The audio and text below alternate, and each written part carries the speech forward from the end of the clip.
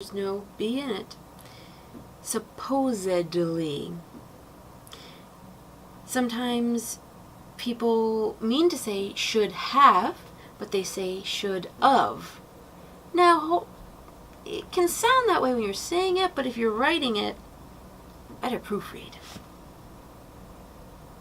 Oh, library, L-I-B-R-A-R-Y. It's library, as opposed to library. I can't remember the other versions.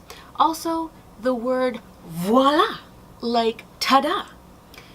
Sometimes, now it's one thing if people say it, voila, that could work okay, but if you are spelling it, it's quite important to say V-O-I-L-A. Now, similarly accidentally backward spelling would be V-I-O-L-A, which is viola, the instrument that is larger than a violin and smaller than a cello. But it is V-O-I-L-A. Voila, or voila, but definitely not W-A-L-A, even though it may be pronounced that way. If you're spelling it that way, maybe just hold off until you can write it correctly. Now, much like especially, the word espresso for the very strong coffee drink, it does not have an X in it, and neither does escape.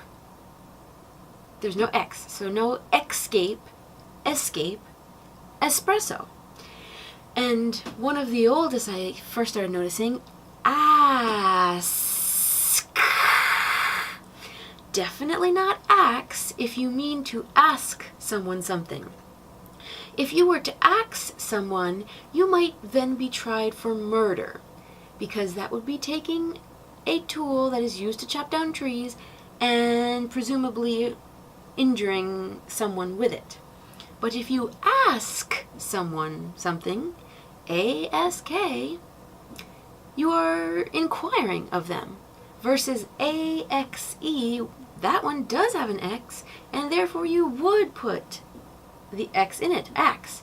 But to ask someone, very important, because that is a word used probably most frequently of all these that I can think of, and one that is frequently seen to be mispronounced. And the fact is, if you're trying to be any kind of professional, be taken seriously, if that one gets twisted, people are going to check out and figure if you can't say that simple word correctly, maybe the rest of what you have to say is also invalid. So, ask. That would have been a good one to end with, but there's just a couple more.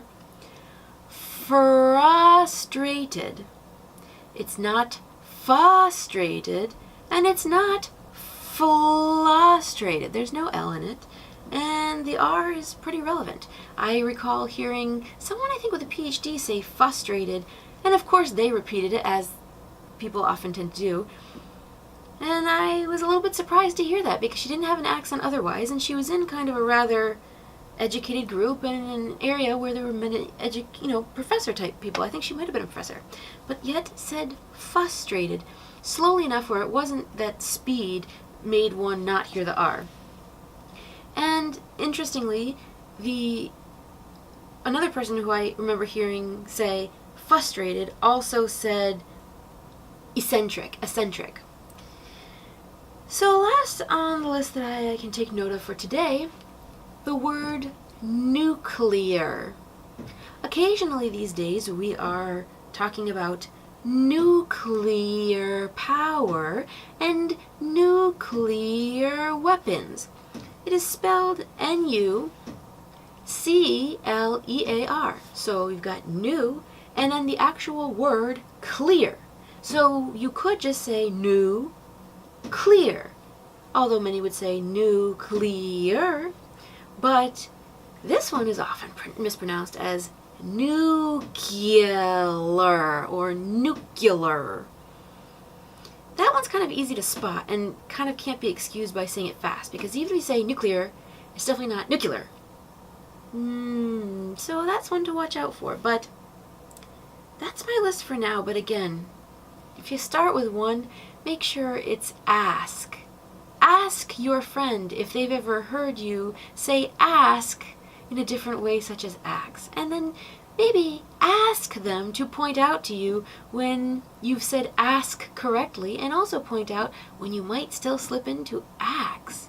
But ask is the goal, and you must ask to get what you want. I hope this has been helpful, and these are some great words to practice slowly and enunciating them, and just make sure you are saying them relatively correctly, at least most of the time. Particularly if you would like to be heard such that your message will be taken seriously, and if you believe your message matters. So have a good night.